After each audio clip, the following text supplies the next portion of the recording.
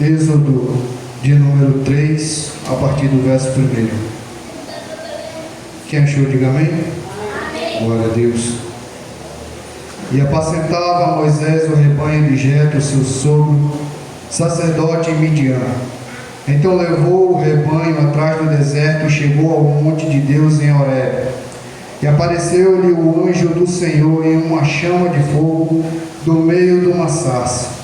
Olhou e notou que a sarça ardia no fogo, mas a sarça não se consumia. E Moisés disse: agora irei até lá e verei esta grande visão, porque a sarça não se queima.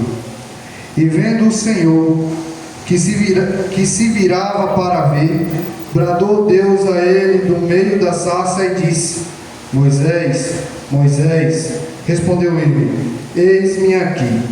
E disse: não te chegues para cá, tira os sapatos de teus pés, porque o lugar em que tu estás é terra santa.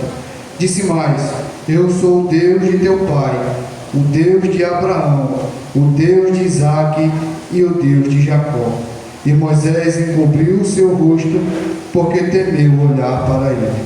Glória a Deus, aleluia. Pai querido e amado, Deus santo e poderoso, te agradeço, Senhor, por mais uma vez poder estar na tua casa e por mais uma vez poder ministrar a tua palavra.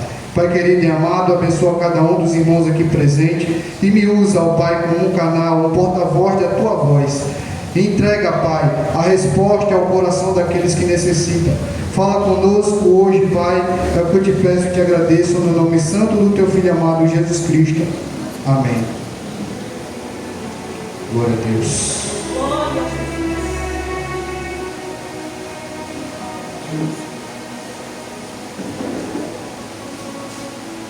Glória a Jesus. Em Gênesis, capítulo 15, versículo 5, Deus leva Abraão afora e diz: olha as estrelas do céu e conte-as, se é que as pode contar. Assim será a tua descendência. No mesmo capítulo, no versículo 13, Deus continua a dizer a Abraão: sabe certo que peregrina será a tua descendência em terra alheia, e será reduzida a escravos, e será afligida por 400 anos. Mas depois eu julgarei a nação ao qual ela terá de servir, sendo que depois sairá com grande grandeza. Deus chama Abraão em sua tenda e diz: Abraão, sai fora, venha para fora, olha para o céu e conta as estrelas, se é que as pode contar. O tanto de estrela que você está vendo no céu será a tua descendência. E mais à frente Deus ele continua a dizer a Abraão: olha, a tua descendência, tu sabe que ela será peregrina em terra alheia, ela será reduzida à escravidão, ela será escravizada, ela será afligida por 400 anos, mas eu chegarei nessa terra, julgarei, libertarei o povo e ela sairá com grande riqueza. E Abraão ele gera Isaque, Isaque gera Jacó, Jacó gera José, José ele vai parar no Egito, se torna governador, e ali ele leva toda a sua família para morar com ele dentro do Egito. Sabendo que toda a família de José, de Israel, está dentro do Egito, José morre, e as gerações são passadas, e passando as gerações nós chegamos em Êxodo capítulo 1. Chegando em Êxodo capítulo 1 vai dizer que um certo faraó, um certo rei, ele é levantado e ele não conhece José, mas ele vê que é um grande povo hebreu, e ele teme aquele povo, porque aquele povo se multiplicava de forma constante, e era forte e poderoso. Então este faraó, ele dá uma ordenança que matem todos os meninos, bebês recém-nascidos, e assim é feito. Só que uma filha de Levi, que é casada com o filho de Levi, Amram e Joquebede, ele tem um filho por nome Moisés. Mas Moisés, desde antes do seu nascimento, ele já está condenado à morte, por um decreto que o próprio faraó estabeleceu em seu reino, estabeleceu em sua terra. Então Joquebede mande Moisés, temendo pela vida de seu filho.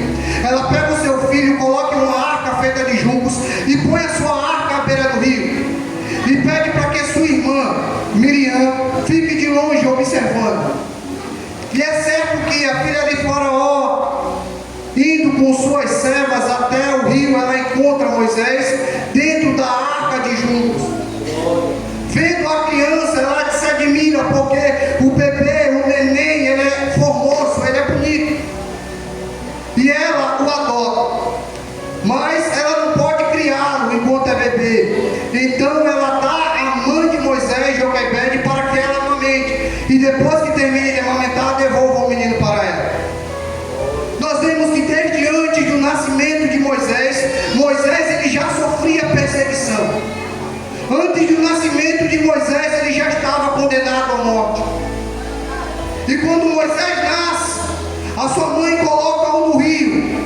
Não é um modo mais seguro de colocar uma criança, imagino eu. Colocar um bebê, uma criança indefesa, dentro de uma arca de junco e colocá-la no rio, eu acredito que não seja uma forma mais segura de proteger um bebê.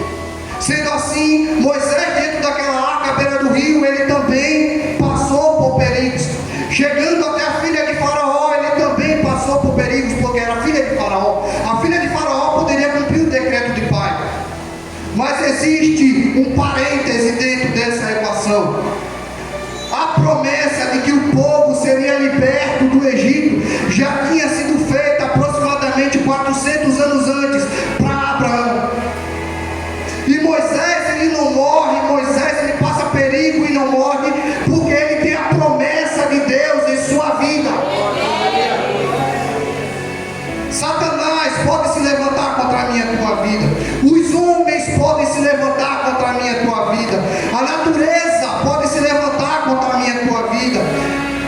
Perseguições podem se levantar. Pessoas podem lhe difamar. Pessoas podem querer matar a tua fé, matar a tua espiritualidade. Mas você tem promessa do Deus vivo.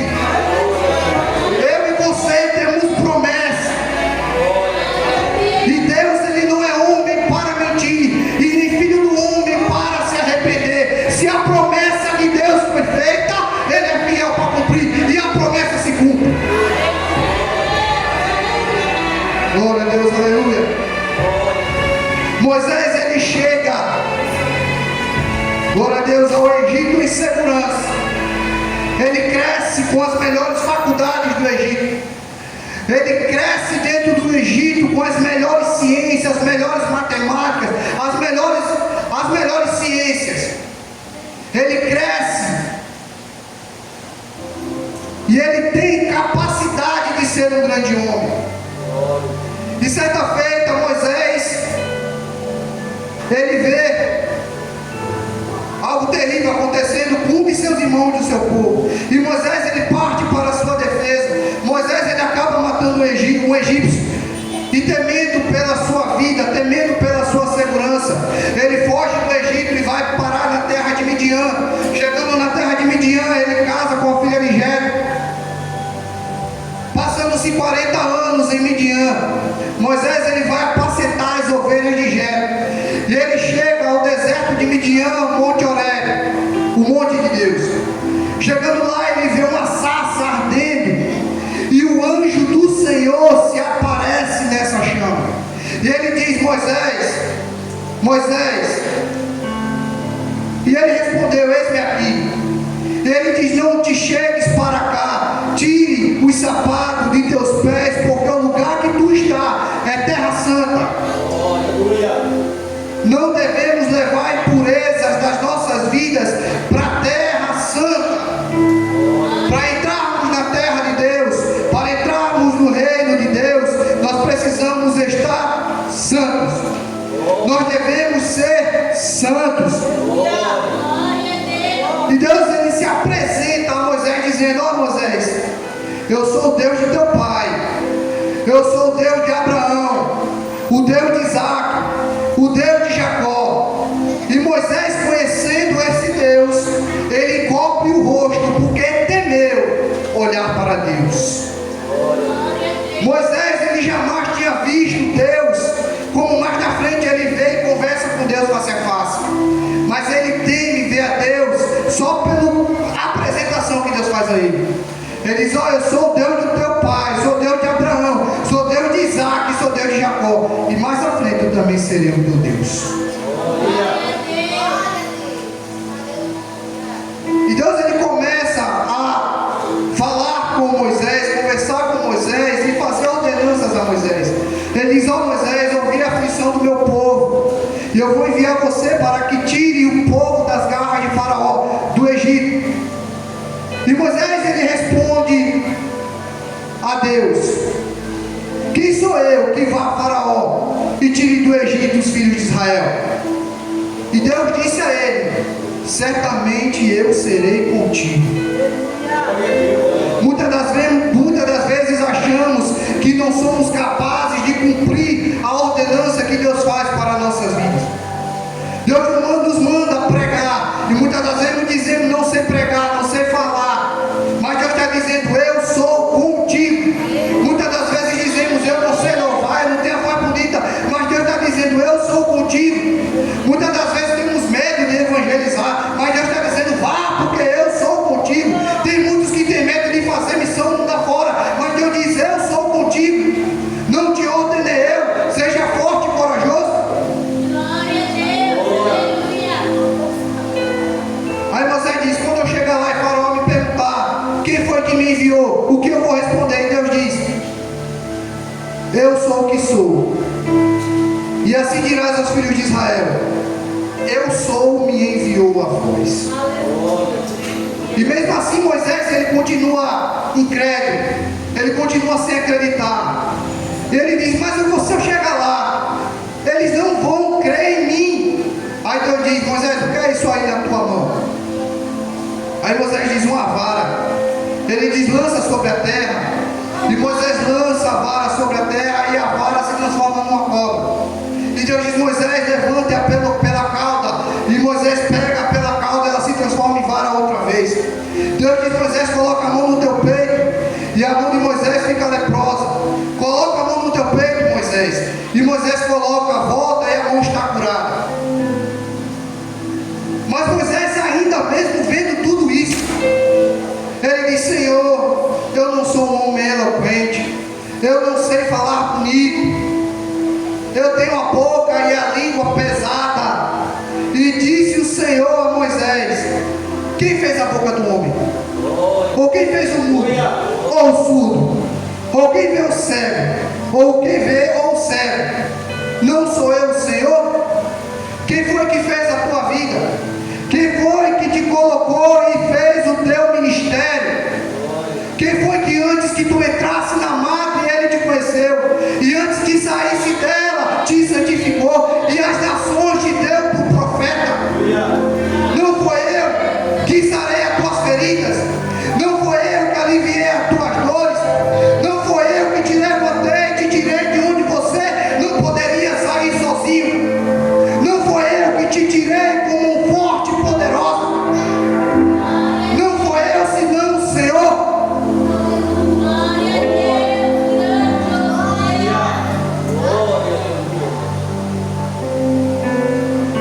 Glória a Deus, aleluia.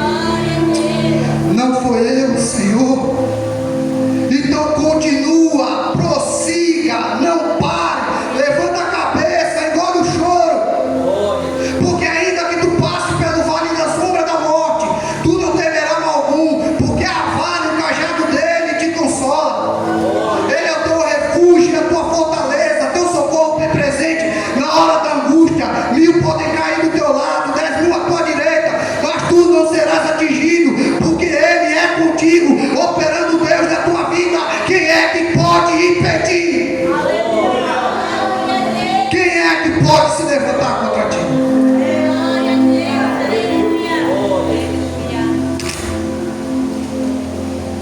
E Moisés finalmente ele se levanta e vai até Faraó. Moisés está diante de Faraó com Arão, seu irmão. E ele olha para Faraó e diz: assim diz o Senhor, Deus de Israel: deixa o meu povo ir para que eu celebre uma festa. Aí Faraó diz: quem é o Deus cuja voz eu ouvirei? Não conheço o Senhor, nem tampouco o deixarei ir. Para que ele falou isso? Aí Deus diz a Moisés: agora ele vai ver, agora verás o que ele fazer a Faraó, porque por uma mão poderosa os deixarei ir. Sim, por uma mão poderosa os lançarás de sua terra. E Moisés ele volta com Arão diante da presença de Faraó novamente. Aí Moisés ele Arão pega a sua vara e joga a vara no chão, e a vara se transforma em serpente. Aí Faraó também chama os magos, os encantadores. Eles jogam também as suas varas e fazem a mesma coisa. As suas varas também se transformam em serpente, mas a vara de Arão ela engole todas as outras serpentes. E mesmo assim Faraó, com o coração endurecido, se recusa a deixar o povo ir. Aí Deus, ele manda a primeira praga.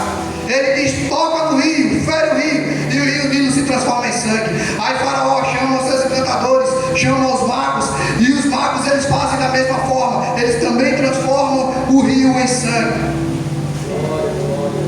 Aí Deus manda a segunda praga, ele manda rãs, e rãs subirão de ti sobre todo o seu povo, e a praga das rãs chega. Aí ele chama os encantadores, chama os magos, e os magos também conseguem fazer a mesma coisa. Aí Deus manda a terceira praga, Deus manda a quarta praga, a quinta, a sexta, a sétima, a oitava, a nona, a décima.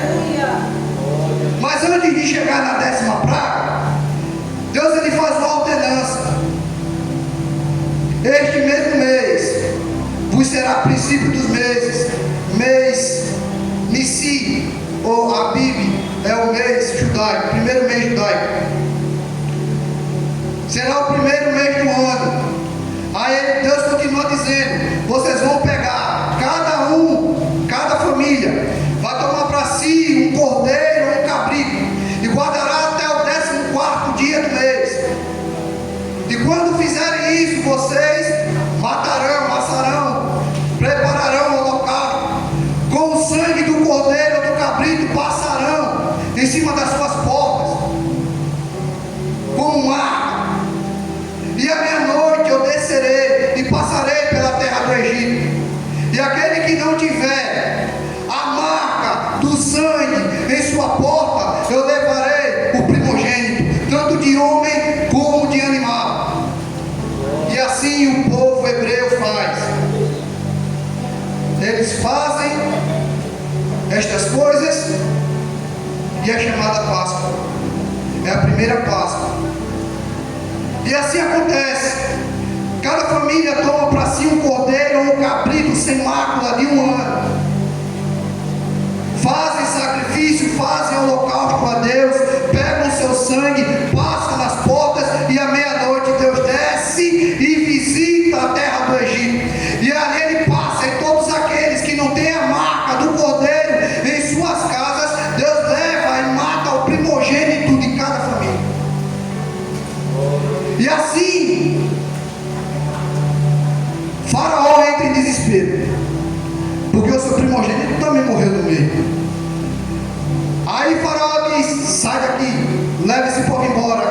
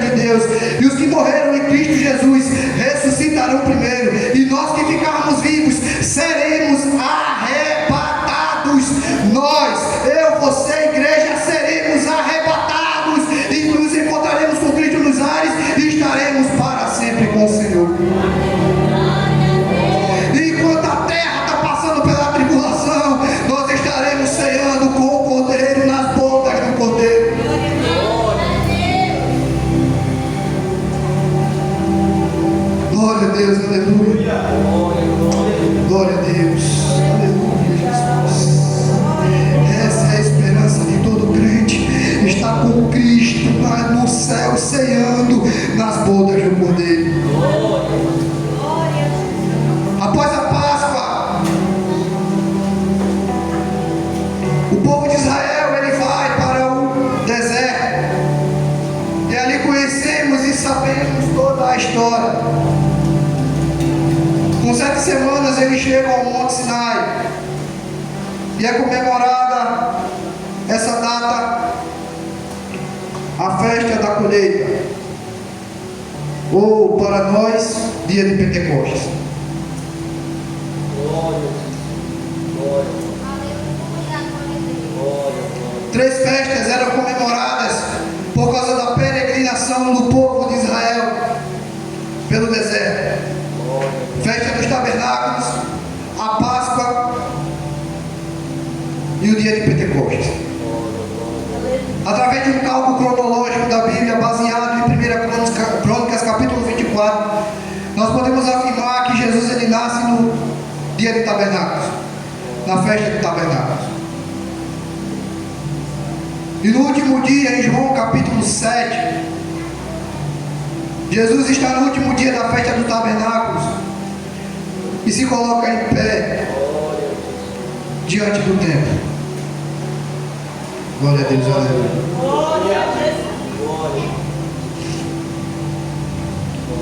E Jesus ele diz a todos: se alguém tem sede, venha a mim, beba.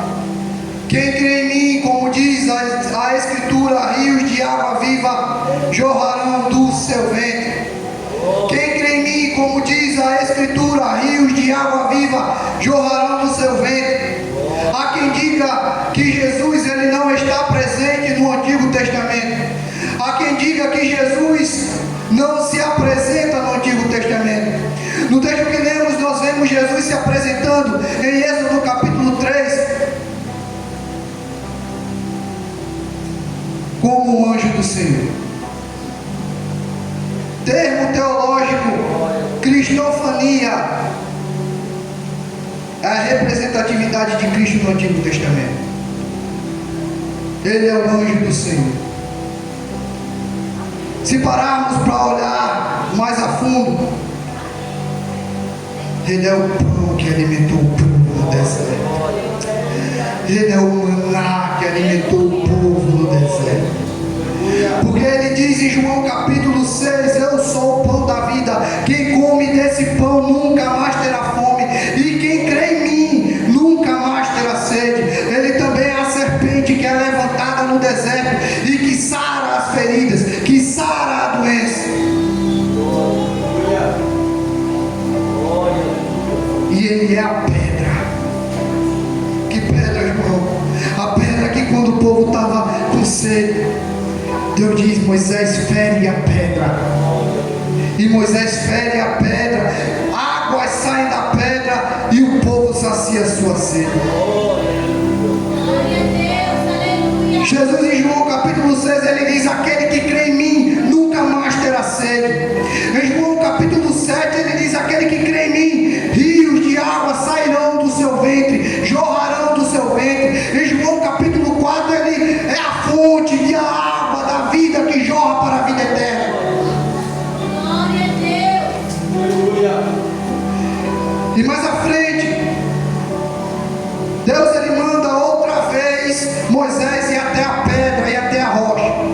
Só que dessa vez Deus diz a Moisés: Moisés, fala com a pedra. E Moisés ele desobedece a Deus. Moisés ele erra. Moisés ele comete um pecado grave que o impede de entrar na terra prometida.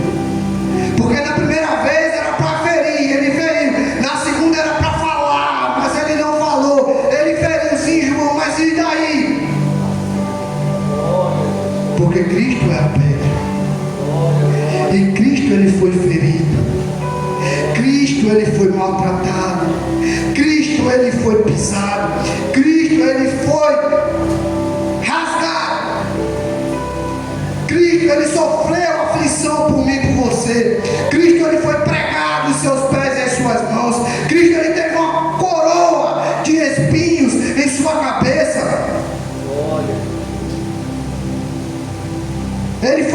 movido para que a água jorrasse. E quando ele desfaleceu na cruz, quando ele deu seu último suspiro, quando ele morreu na cruz para salvar a minha e a tua vida, um soldado chega e fere ele com a lança, transpassa o seu abdômen com a lança, e a Bíblia vai dizer que água e sangue saíram do seu abdômen. Porque Cristo é a pedra que nos dá a água da vida eterna.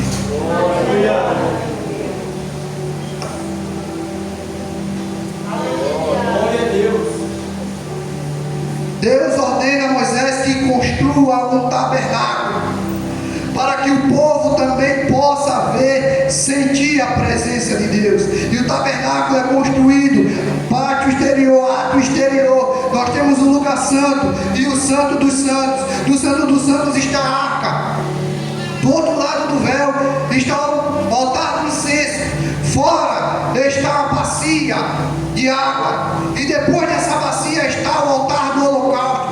Quando o sacerdote tinha que fazer o holocausto ou entrar dentro do lugar santo, ele precisaria lavar suas mãos e seus pés e teria que colocar a veste sacerdotal, tanto para ir fazer o holocausto, tanto para como entrar no templo, no tabernáculo e queimar o incenso.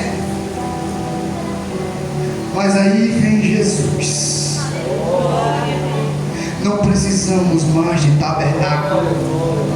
Não precisamos mais ter que lavar os pés e as mãos para poder estar na presença de Deus, porque Jesus, ele veio à terra, se abaixou e lavou os pés dos discípulos com água. Ele entrou até o lugar santo, no altar do incenso, onde simboliza a oração dos santos. Agora nós não precisamos mais queimar incenso para que Deus ouça as nossas orações e petições.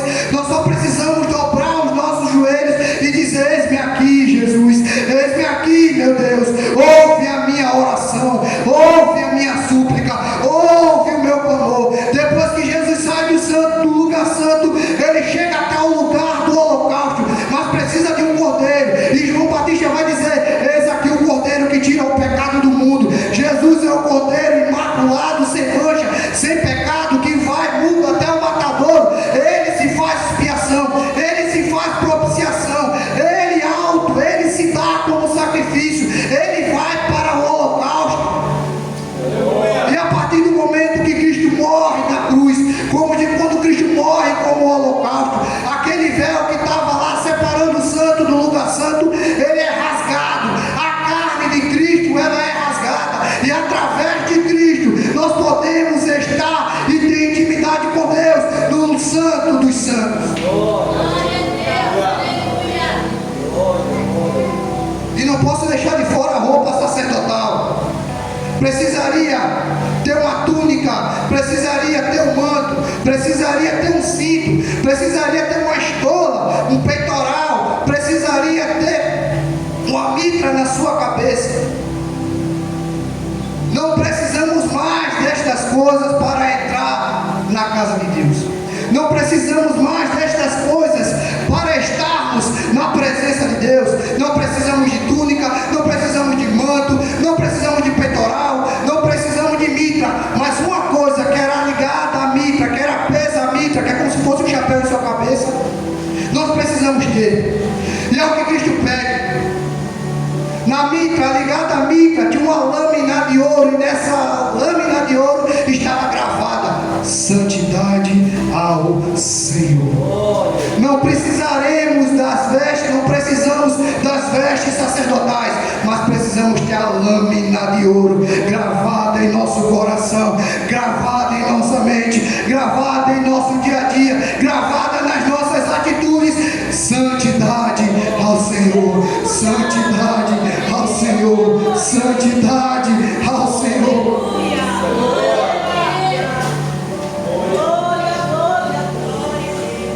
Tenha a marca do Cordeiro na sua vida. Hoje celebramos a morte de Cristo e a sua ressurreição. Partilhamos do pão e do vinho, a carne e o sangue de Cristo. Santidade ao Senhor. Santidade ao Senhor. Agradecer a oportunidade em nome de Jesus.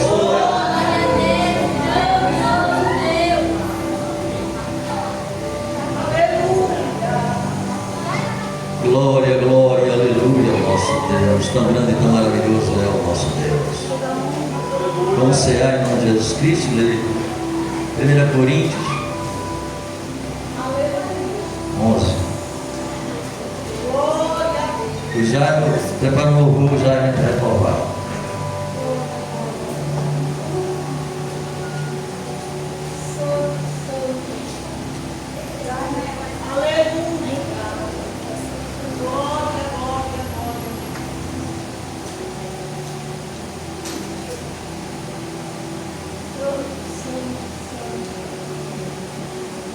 Primeira Coríntios 11, 23. Porque recebi do Senhor, porque também vos ensinei que o Senhor Jesus, na noite que foi traído, tomou o pão